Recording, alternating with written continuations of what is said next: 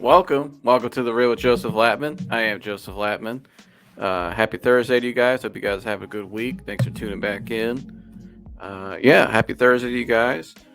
Let's see. The Browns got the win last week in Watson State. We talked about that at my Browns post game show. So this weekend, I'm looking forward to hopefully we can beat the Bengals again. It's gonna be a tough game. It's gonna be a tough game on the road. Hopefully Watson's not as rusty this week. Maybe after a full normal week. But the Bengals are playing well, so we'll see. Looking forward to that though. But yeah, thanks for tuning back in today, guys. Very excited to get into this topic because this topic I can relate with firsthand, obviously, with a lot of my topics, but especially what I've been going through recently in my own life. And really just about the resistance, and that's the title of today's topic: anxiety, resistance, and fear of losing control. And so I'm gonna get into this topic today. I'm excited to talk about this topic, like I said, because it really relates to me, what I've been going through. And so I got an anxiety guy video as well later on. As soon as I'm done opening up here, let's kind of warm up this conversation here a little bit, this topic. So without further ado, let me get into it. And so again, today's topic: anxiety, resistance, and the fear of losing control. So, what is anxiety resistance? What is the fear of losing control? Well, last week on my show, we talked about, going back to my notes, anxiety lies in traps, and how, when you start doing things that you're used to doing out of habit, like for instance, for me, when I had my health anxiety, a lot of the things I would do 24/7 revolves around, it's like this mechanism, this survival mechanism within me. My anxiety tell me you need to be on guard about your health 24/7, so the worst doesn't happen, right? And the worst never happened. But when you do that, you're constantly caught up in feelings. You're caught up in how you feel. If you're tired, it's a bad thing. If you're just hungry, it's a bad thing. Everything's always going to revert to the worst case scenario, right? Well, in reality, that's not true. Right? I'm healthy. I'm 23. Doctors have told me I'm healthy. 3 different doctors told me I'm healthy. And so for a while, it's taken me up until within this last year to really start, getting out of that state. And, I also talked about last week about the gray area. And the gray area is where you kind of detach yourself from that old identity, that old part of who you were, right? And so when you start to let go of that, you start to move out away from that, away into that gray area, you can start to feel a little lost. Or if not say lost in a bad way, you could feel a little depressed. That's the anxiety guy I mentioned last week in that video I showed about that gray area. And what the gray area is, it's a gray area. And so what that is an opportunity for you've basically got rid of all the old habits, the artificial part of you, and now there's this gray area to kind of recreate who you want to be, right? But you could feel a little lost in that part. You could feel a little lost. And that's what I've been kind of going through in my journey within the last year. Especially within the last, when I started, let's see, what's December now? So, geez, already sorry. So about a little over 8 months ago, when I started this podcast, ever since I started this podcast, my life has changed. And not only because it's helped a lot of people, I've reconnected with so many people, connected with new people, hearing people that it's helped, but it's also helped me as well.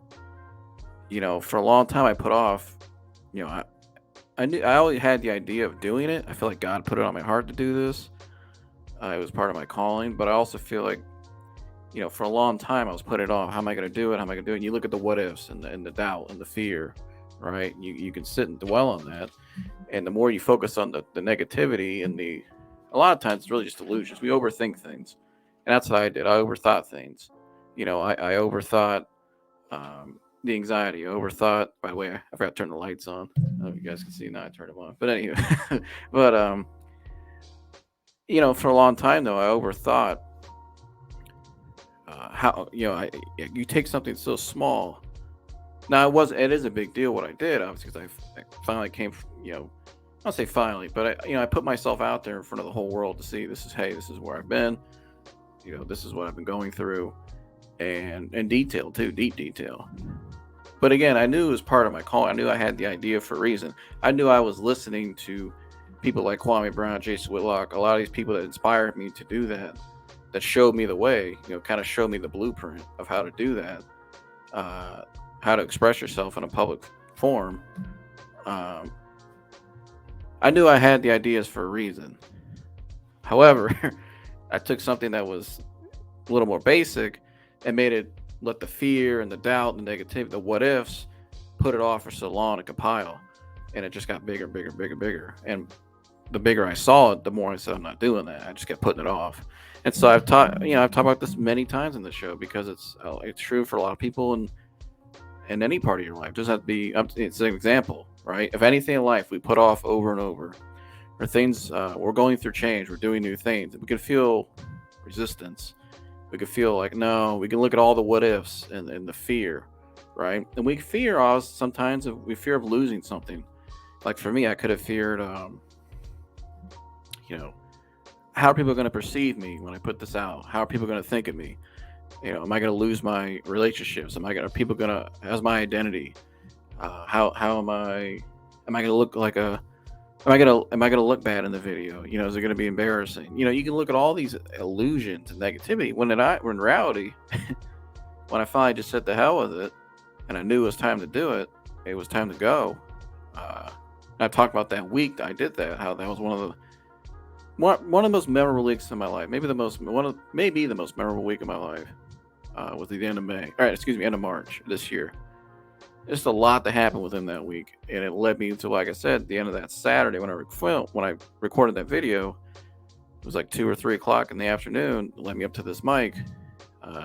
Finally do it, and it's crazy. I bought this equipment, guys. I bought my podcast equipment in September of 21. It was a birthday gift to me because I said this is what I want to do. So somebody was, my parents actually bought the equipment for me, and I picked out what I wanted.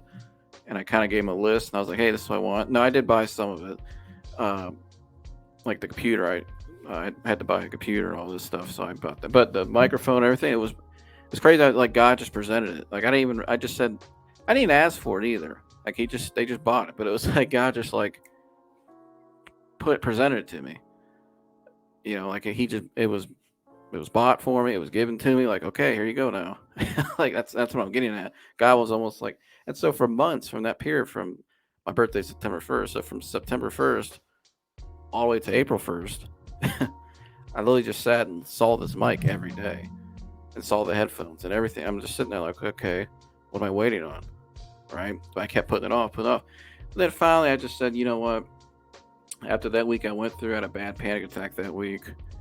And I kind of got to the point where it's almost like you have no other option but to just, it's like God got me to a point where I said, okay, I can't keep putting it off. Like he made it very clear to me, like it's time, and it was time, and I went and did it, and the rest is history. Here I am now, 55 episodes later, and so and post game shows as well, and just all the other things I've been able to do in the last year, not only on this content wise, at my channel, my social media, but also just in my own personal life in general. And now, with all that, though, I still feel the resistance as well. And, a lot of my resistance can be, for a long time, I was isolated away from people. I've started to reconnect a lot of my old friends, make new friends, meet new people slowly but surely in the last year. But like I said, it was kind of weird. It feels a little uncertain. And, for a long time, one of my biggest fears, and for a lot of people with anxiety can relate to this, you have a couple like my friends, like my parents, and a couple other people. But outside of them, I really don't want to. I was never really comfortable with a lot of people seeing me. What if I go out? It was the what if thinking. What if I go out? What if I start having an anxiety attack or panic attack? How are people going to react to that? Will they, will I feel embarrassed? Oh my gosh, will I make myself look like a fool? And as I go on more, as what this show has taught me in the letting go, and that's a resistance. That's what if thinking. You're creating a picture in your head and making people's assumptions about you for them in a case something happened, and a scenario happened, right? And we do this a lot of times. Like, I'll just use this as an example, but this can go for really anything in life. And so, uh, for me, like I said, it was more of, the what if. What are people going to think about me? What if this happens if in public or around one of my friends? How are they going to handle it? How am I going to feel after? Oh my gosh, I'm going to feel embarrassed and all this stuff. But again, that's resistance.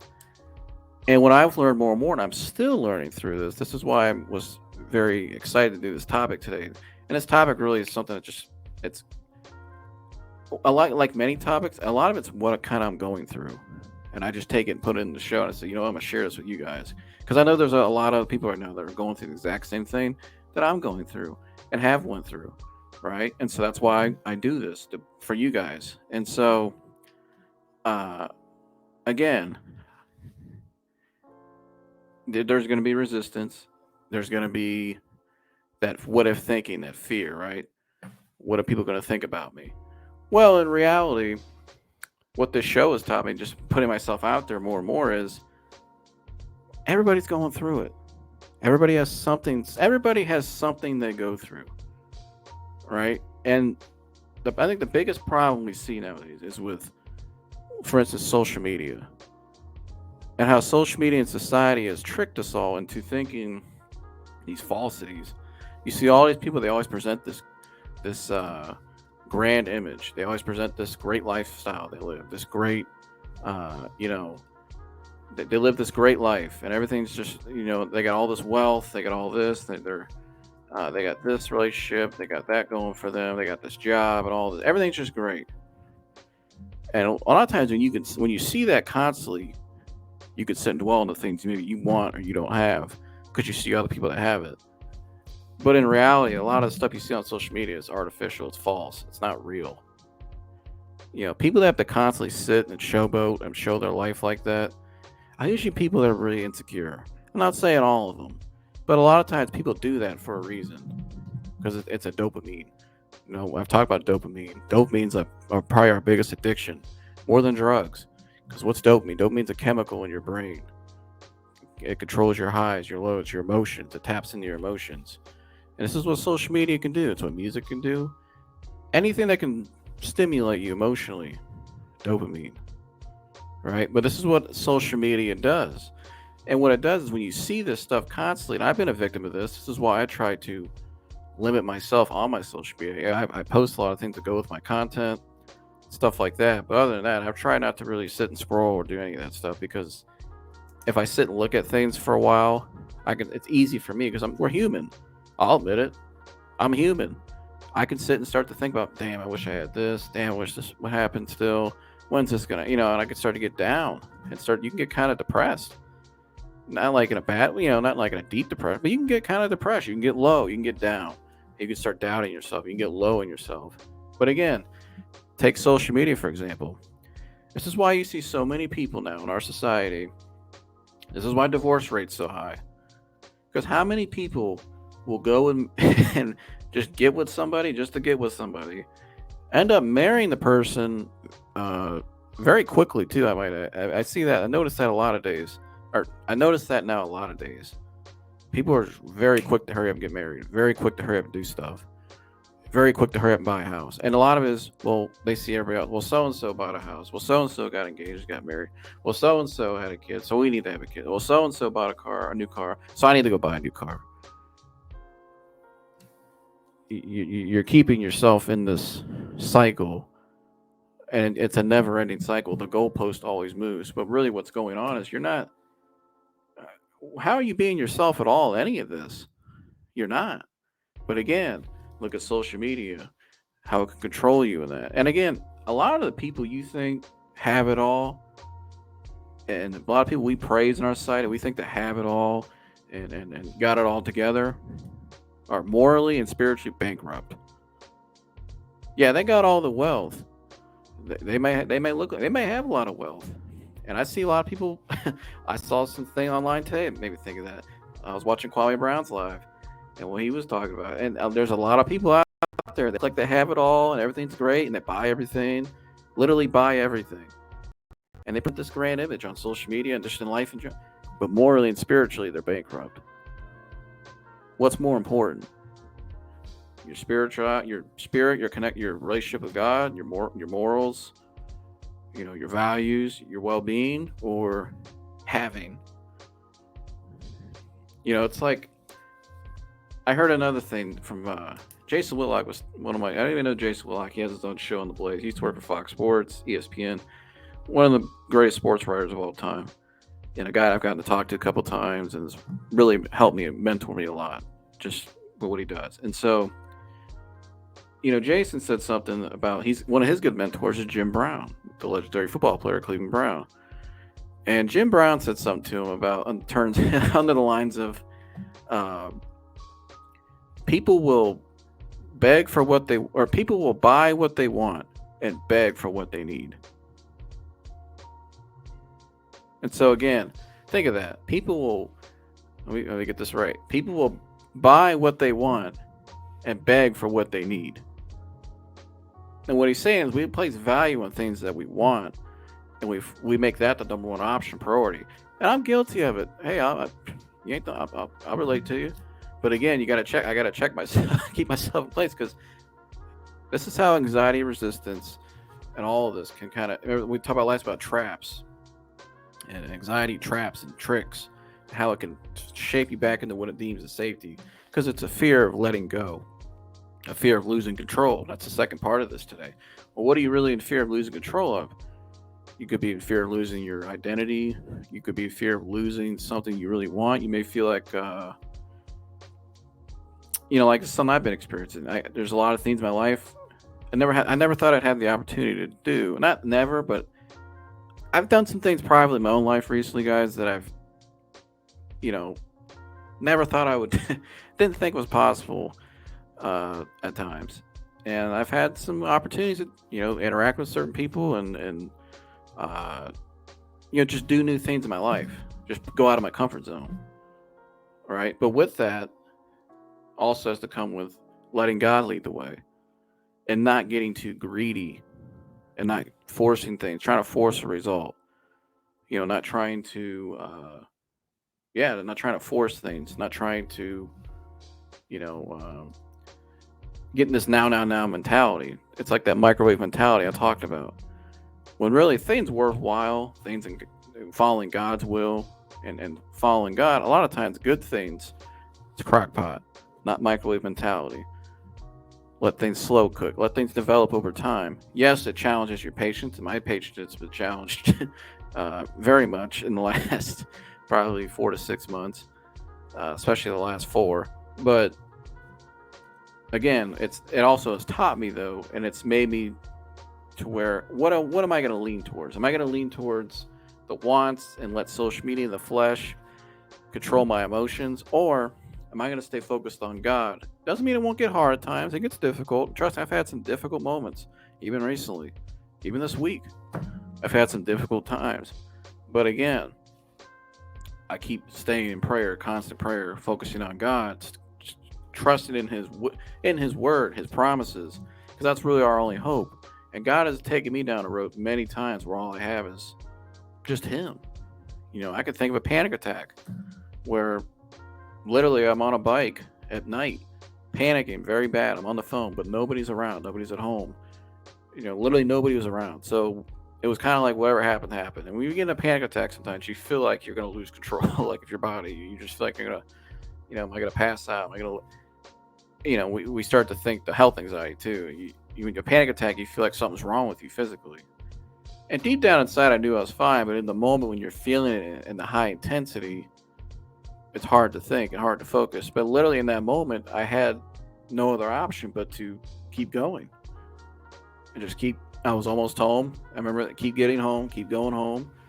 And eventually when it peaked, it was like God spoke to me, and I had like this sense of light within me and this sense of excitement in a way, almost like, man, I just faced one of my worst fears head on. That's the worst that could happen to me. It was like God was telling me, see, I'm with you. I control the temperature and the intensity of a situation and outcome. Right? And, that's something I learned from listening to Pastor Evans and Charles Stanley and Billy Graham and my pastors growing up, but at school. But again, I've had a lot of those moments, and a lot of other people have had those moments. Then in SimSec, the anxiety guy's had those moments. Some of his stories back in his when he was going through his journey, some of his stories were incredible, and just the things he went through. You know, but again, how do we build trust? And when that resistance and the fear of losing control, you have to build trust. You have to be. You can't be afraid to let go and keep moving forward. Yes, it's going to feel uncomfortable. It's going to feel uncertain because it's new. But what do you build off of? For me, I build off my evidence. I build off God's word. I build off my experiences. My worst fears never happen, never will happen because it's an illusion. I understand now where a lot of my anxieties came from past experiences. And I've started to reframe those things over time, right? And so, if you're looking for an anxiety reframing playlist, I'll link it below. Definitely check that out. That'll really help you a long way. But very powerful tool. And very important tool as well in terms of healing your anxiety. But you have to embrace the uncertainty, and it's kind of like. And before I get to the video, I'll end with this. Well, I used to have sorry, my phone's going off. I used to have a neighbor at my old house. His name was Scott, and Scott was awesome. Him and his wife Libby were our neighbors, and they were awesome. And Scott, I remember before I moved, I was very anxious about moving because at that time I was still kind of really struggling day to day with my anxiety and just kind of going through it. And I remember Scott and I would talk all the time. We'd be outside. We were next door neighbor. We'd be outside all the time, cutting grass at the same time. We would always just talk. And Scott became kind of like a mentor to me in a way, because they helped us as a family. We had some rough times. And I remember this was right around our dog had passed. Our old dog Eli had passed. And so we were kind of as a family, we were, grieving, going through it. And we were getting ready to move at the same time as well. And so I remember one night Scott comes over to me in my driveway. We're sitting there talking, and it was one of the last times I would get to talk to him as a neighbor, living next door to him. And I've still talked to him, see him since. But he comes over this night. We sit down. I was kind of telling him, what I was going through a little bit. Kind of nervous about the change. It's gonna be a little weird living in a new place, and we're gonna miss you guys. But Scott said something to me. It's just a 3-word statement. And he said, "Change is good." And I thought of that, and I was like, yeah. And I started to think about all the cool things about where I was moving to, like the newer environment, new opportunities. And I didn't see it right away. But so when we moved, I kind of, my anxiety went downhill a little more. Probably worst I ever got, just because I was living in a new house, new environment. I got really uncomfortable. But as time went on throughout the years, and I started to see the change, why God allowed that to happen, and why God took me down a new path. And now I could sit here today and say, moving was one of the best things that ever happened to me. Maybe the most important thing that ever happened to me. Because where He moved me to, not just the location, but just the actual moving part, it slowly started to change me more and more to become. I wouldn't be sitting here today talking to you guys if it didn't happen. It was that big of a piece in the puzzle, right? And so, again, I remember Scott told me that, and I look back at that years later now, and I think he was right. Change is good, because if that change never happened, I wouldn't be here where I am today, not only just talking to you guys, but also my personal life. The move, there's a lot of things not just the location where I moved to, but just it created so many opportunities and just refreshed a lot of things, and just gave me a whole different perspective on things in life, right? And so, and it's also set me up for the future. One day, just for anything in life, change in life in general. One day I'll meet somebody, and eventually marry somebody and have a family. That'll be change, in a good way. That's what God intends. You can change jobs and your careers as you get older. Who knows? Maybe one day I'll take this show to another bigger platform. I don't know. But again, I'm more prepared to handle just change. Because my definition to change, yes, it could feel uncomfortable at times. It could feel uncertain. You're going to feel, you may have a lot of doubts and stuff. But as long as you stay in constant prayer, and I remember as a family, we were in constant prayer before that move. So when it happened, we knew it was the right thing to do, right? And God was in control the whole time. He provided the way, and He set it up for us. God was light years ahead of where we were, right? And we're just now starting to see a lot of that, especially for me, of why he allows certain things. Why he said it was time to move, and why he put us in a certain location, right? All of it goes together. But again, your definition of change, how do you respond to change? Well, change is good. And I never forget that when Scott told me that. And shout out to Scott too, he's watching this. Go Cavs. Scott's a big Cavs fan. Him and I a lot of our conversations were just sitting and talking about the Cavs a lot. So sure where he's excited now, where they are now. Especially shout out to Donovan Mitchell the other night too. I gotta stop real quick. Donovan Mitchell put on an absolute clinic the other night against the Lakers. That was one of the best that was one of the best just a performance by a player I've seen in a while, because it was constant boom, boom, boom. I mean, he just would not stop. It was on both ends too, dunking the ball, stealing the ball, crossing dudes up, step back three, cutting in the lane, up and under. I mean, the dude was put on a show, and the Cavs stole that guy. But that's a whole nother topic for another day. I just have to shout that out though. I know Sky, if Sky, you're watching, you know how excited it is to be a Cavs fan right now. But that's my open for today to warm up this topic. Yeah, and again, change is good, but along the way, it's not gonna be easy at first. That's what I've been going through for a couple months now. So as I get deeper into my journey, in my own personal healing journey and overcoming anxiety and all that, it does get tougher as time goes on. It can get tougher because the deeper you get, the more resistance you're gonna feel. Because again, that part of you, your inner child, your subconscious mind, all it's known as this anxiety for so long. It deems this anxiety and all these things, these habits that go along with it, that are really don't help you. They just keep you stuck and trapped. Thinking patterns, anything that really keeps you held back out of fear. Your subconscious mind thinks that's what's kept you safe and alive and survived to this point. So why stop doing it? Because if you let go, oh my gosh, the worst thing's going to happen. Well, no, the worst thing isn't going to happen. It hasn't happened. And that's a limiting life. If you want to live the life you want to live, if I want to live the life I want to live and do the things I want to do, if I could spit that out, go do the things I want to do.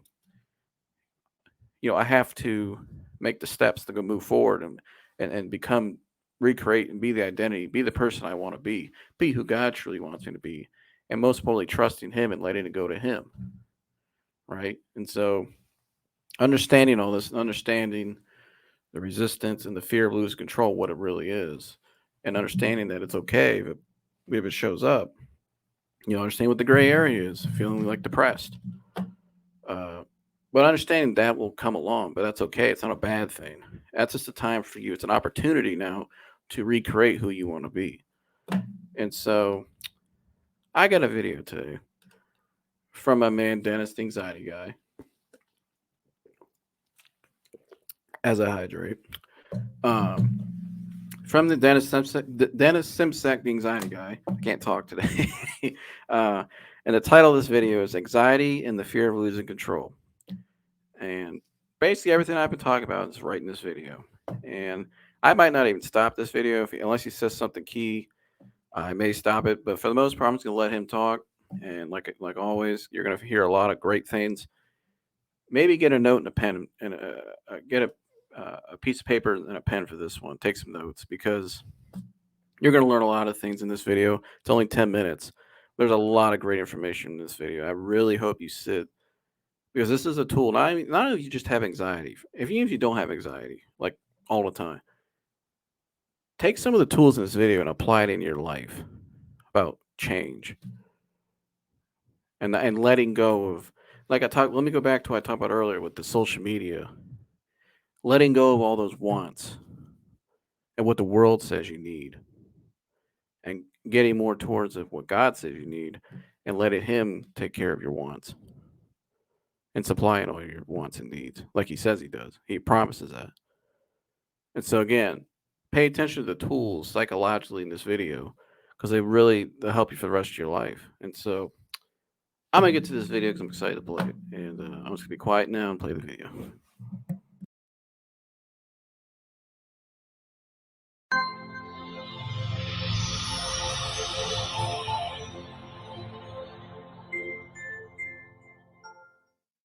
Warriors, welcome. Today, I will be speaking about a particular subject that doesn't get enough talk and respect in the anxiety world, number one. And number two, doesn't come with any real answers to overcome. I'm talking about the dire need for control in an anxiety sufferer's life. If you suffer from anxiety, it's highly likely that the idea of losing control scares the crap out of you. And I'm not just talking about losing control of your body through these symptoms that you're experiencing. I'm not just talking about losing control over your mind based around the thinking patterns that you've conditioned into you. I'm talking about losing control as far as losing control of your reputation, losing control over what your friends might say to you, losing control of everything. Now, let's understand control. Okay. For most people, when they were kids, they had no way of expressing their emotions. So, what happened was they repressed these emotions, experience after experience. They started to view the world that was once this limitless possibility in a way that is dark, in a way that is narrow, in a way that must be lived in a comfort zone. So, repression after repression, emotions being stored in the mind and body constantly led this child and now this adult to believe things that are completely false, that are illusions. And it becomes more and more difficult to see the world in a flexible manner, in a broad manner, to open up the possibility of losing some control and still being okay. And we often do all we can to control our environment because when we were kids, we had no control whatsoever. Now, as an adult, we're fulfilling that need that wasn't met when we were kids. Can you see how this has been manifested in your life? Now, I'm just going to stop here real quick because he's making a hell of a point. Notice how he talks about childhood, right? And I'll speak for my own first. I had a good childhood. My parents were great parents. They provided and did everything, love and support. I have awesome parents, greatest parents ever. But you know, when my parents were only in their 20s. They were my age when I was born. I can't imagine thinking having a kid right now. Like, whoa. But uh, again, there could be times maybe when you were a kid growing up, you feel like you didn't have enough saying things. Maybe you feel like you didn't know how to express. And I feel like that too. I felt like that as well too at times. When I was a kid growing up, I felt like I didn't know how to express certain things. Even up until my late in my teen years and early 20s, even it's that's with some things. 23 now, but even up until I'll be honest, really up until a year ago, and even within this last year, there was a lot of things I didn't really know how to express. And because a lot of things that I didn't really know how to comprehend, but I didn't know how to express a lot of things.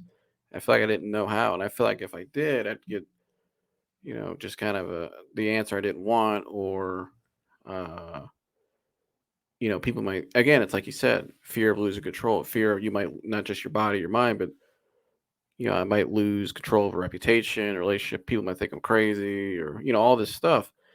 But in reality, what I learned was, and when I think back to my childhood and just growing up, and just a lot of times I feel like I didn't know how to express certain things. It makes sense why you want to, as you get older, like you said, you start to do everything you can to control your environment. You do everything you can to start to control. You try to force outcomes, force situations to end the way you want them to, right? And so, but again, you can't do that. And when I went through my experience when I was in ninth grade, and I went to a new school, there's a lot of things that happened within that year that I didn't know how to express. I've talked about some of those things on the show before. Expressing what I was going through, how I was feeling the inside, expressing, I talk about when I made the basketball team and I didn't I was afraid to make the team because my health anxiety. And just I knew I was so uncomfortable. I didn't know how to express that. So I kind of just ate it and took it and ran with it. Uh, Hell, I'm here. Approaching a very pretty girl. Didn't know how to express myself. To even say, the nervous to even say hello. Not again, not knowing how to express yourselves. And so you could sit and dwell on those things for years. And I did for years. I sat and dwelled on those things, and you get kind of down. But then you start to subconsciously, you start to just, you try to control everything again because you don't want to. It's like a control freak. It's like, I don't want to experience that ever again. I can't let this happen again. You get angry, you get down, and you just become a control freak, and you start to really, you're just doing it out of fear, and fear is controlling you. And so, and it creates more anxiety, more pressure, more depression, more panic, more all of that. And so, again, notice how it's where it starts. Though, think of where your root cause was. Where did it start in your childhood? And he's going to get more into this here in a second. Just kind of understand that, though. That's a very important part. Understand where it started. That's the root cause. And once you start to understand it more, you start to reflect and take a step back and be honest with yourself. Then you can start to realize, like, okay, now I see why. And so now I understand why too. When I'm growing out of this, away from this anxiety, how the anxiety, all that, the characteristic traits that I've attached myself with, the limitations, all that, it's going to try to push back. Because like I said earlier, what does it say? What does it think? Your subconscious mind, your inner child. This is what's kept you safe. This is who you are. If you let go of this, you might lose it all. That's not true. You're going to gain more than you ever had by letting go of this. But again, embrace the uncertainty, right? And so I'm gonna let him get back into this and dive deeper into this. Comment below.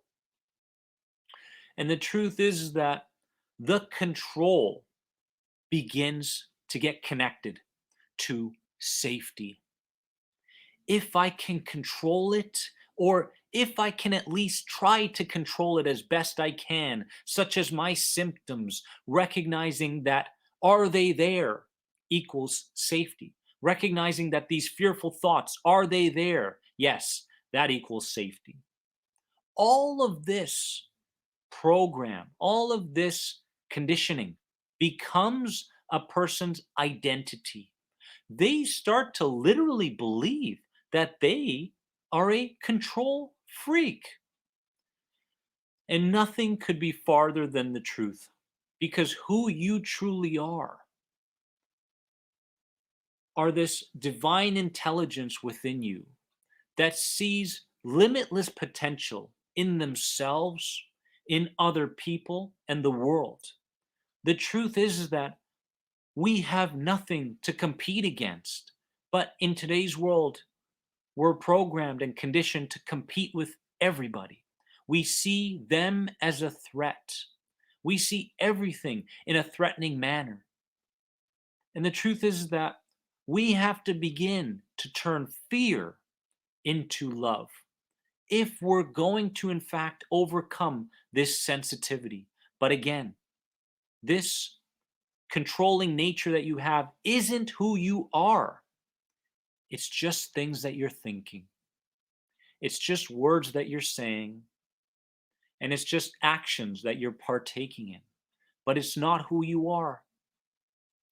And the truth is that with this habit of needing control, many of us move towards unconscious loyalty because mom was this way, because dad was this way. We start to pick up on their patterns. It becomes who we are because we feel a certain attachment to mom and dad. They were our developmental figures.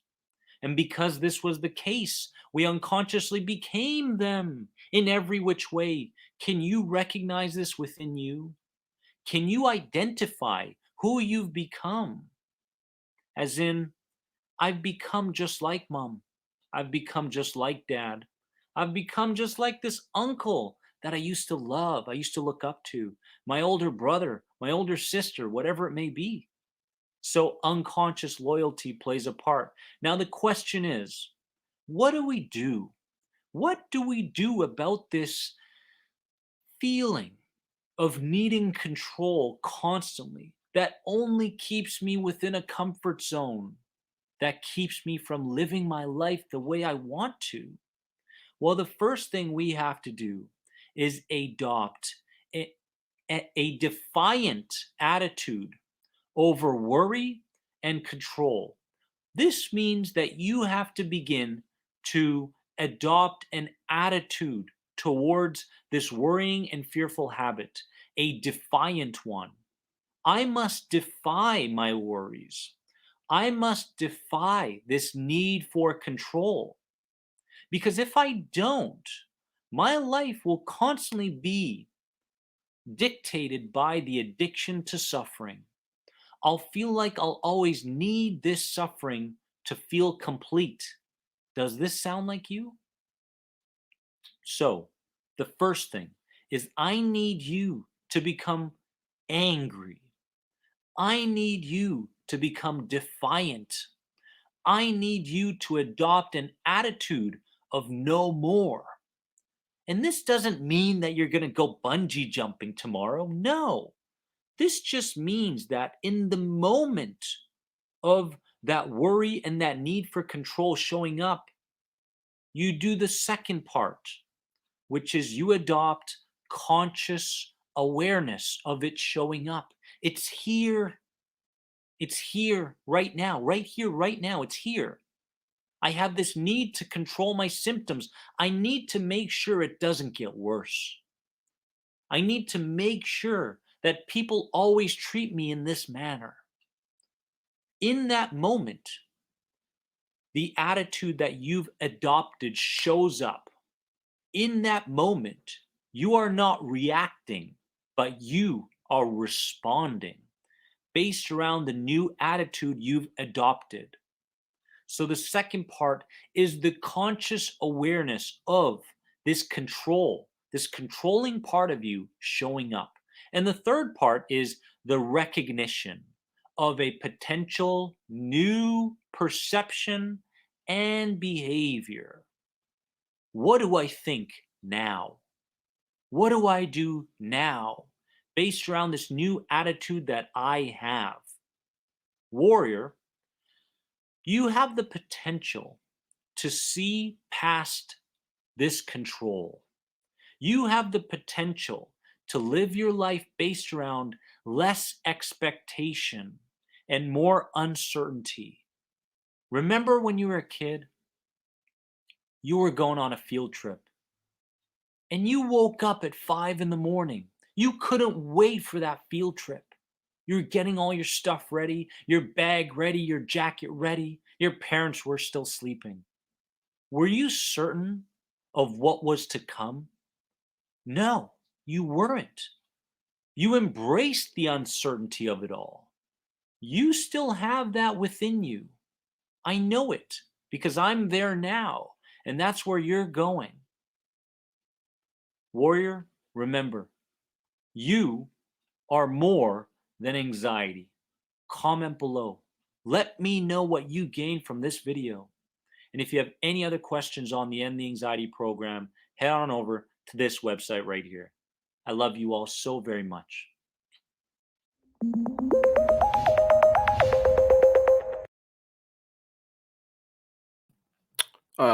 Go comment, subscribe, like you said there. I'll link that video below. Go subscribe to my man Dennis and leave a comment in this video. But yeah, I love what he said there. And to wrap it up today, guys, um, yeah, I mean everything he said is everything I talked about earlier about the resistance, the fear of losing control, and yeah, I love how he broke it down there. Why we feel that way. And that's why when I stopped, I made that point about a lot of times their childhood experiences, fear of losing things, and I made examples earlier. Society live nowadays with social media and how that can make us feel like it gives us all these fake needs, and we think we want it, that we want, and we feel like we need them now. That's pressure, you know, and when it's just crazy, man. A lot of people, and I've been guilty of it. A lot of people that just allow that to they think about it 24/7. Everything they do, and it's dictated by that, and that really can keep you stuck, and where you don't really get anywhere by doing that. You're not trusted in God when you do that. And so, again, I love that I love what he said there, especially the two steps I wrote him down. So the step one was defiant attitude over worry and control. Having like, you know what, no more. I'm not doing this anymore. Having a defiant attitude, and that's what it takes. You just got to face it head on and say, you know what, and really look at it for what it really is.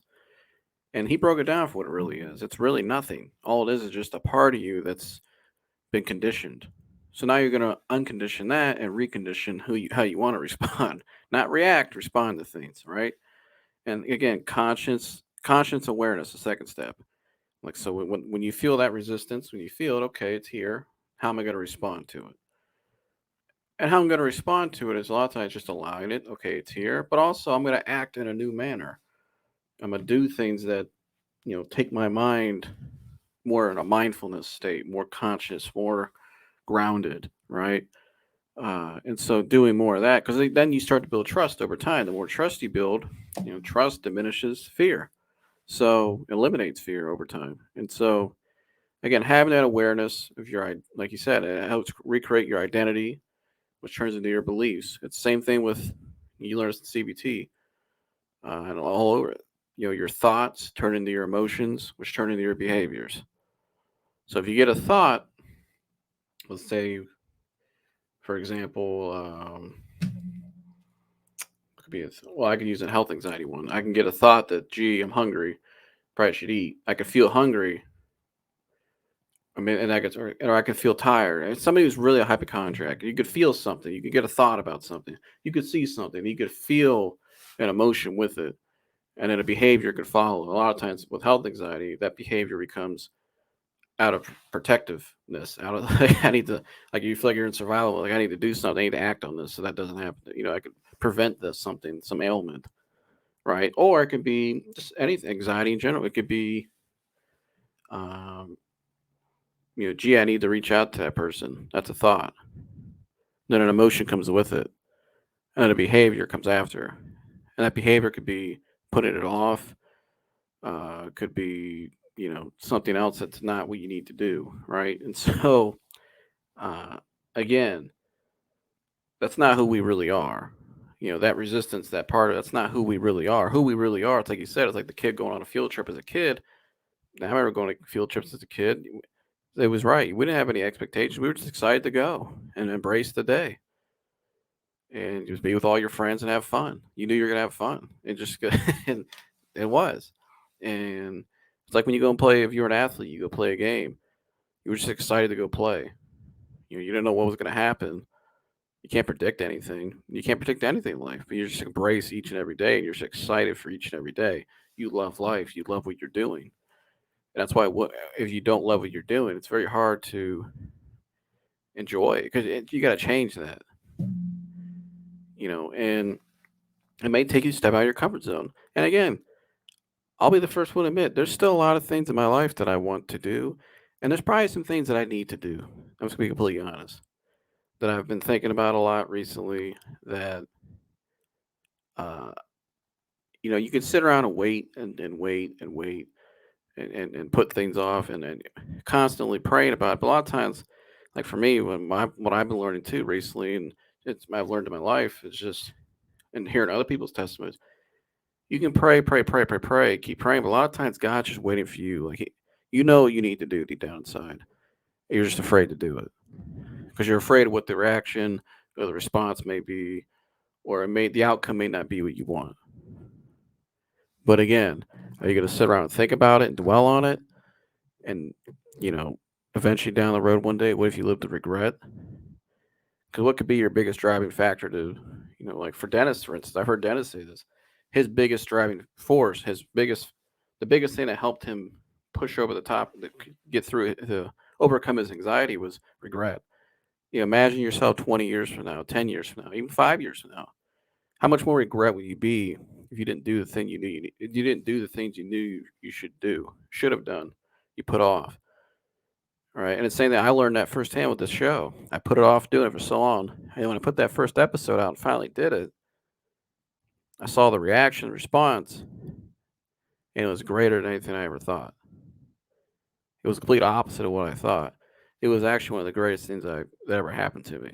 One of the best things, right? One of the greatest things I've ever done, and it's just been great since, and it's changed me for the better. So again, you know, have less expectation and embrace more of the uncertainty. You can't force anything. You can't expect things to always go the way you want, but embrace that uncertainty. And also, spiritually speaking, I'll leave you with this: is one of the things that helps me is God wouldn't put you in a situation that you're not equipped to handle, or that He doesn't think you're capable of getting through, going through. And He's going to help you through it. He'll guide you through it. That's where you really have to lean on Him and really get in deep prayer.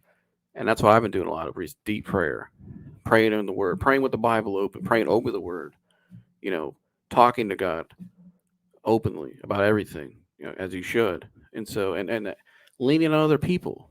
It's okay to lean on people. Hell, I've been in moments where I've had to lean on people I didn't even really know. But again, it's like my last day at my high school I went to before I had to leave because of my anxiety. I was in a bathroom panicking, and the school officer came in. I had no choice but to ask this guy, just to open up to this guy and tell him what I was going through, because I just couldn't take it anymore. I couldn't conceal it. I was sitting there all alone, and it's like God sent me an angel. And it turns out the guy was a great guy too, and he's awesome. He was an awesome guy.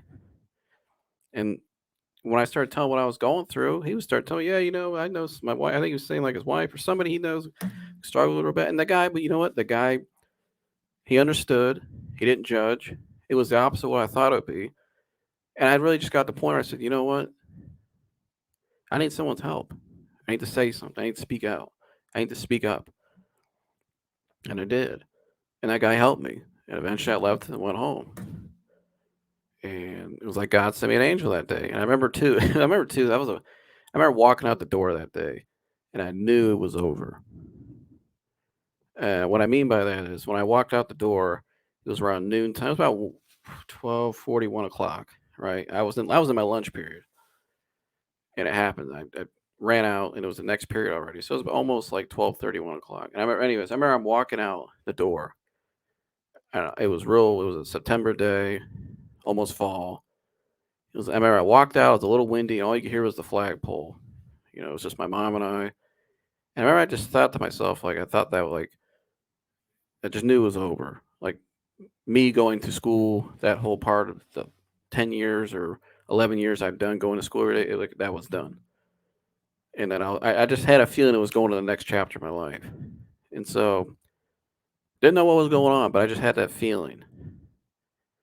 And so, and it was too. I never went back. I ended up doing online, but me going to regular school every single day, the normal life I'd known for years, I just knew I had a feeling it was done when I walked out the doors. Like it was over.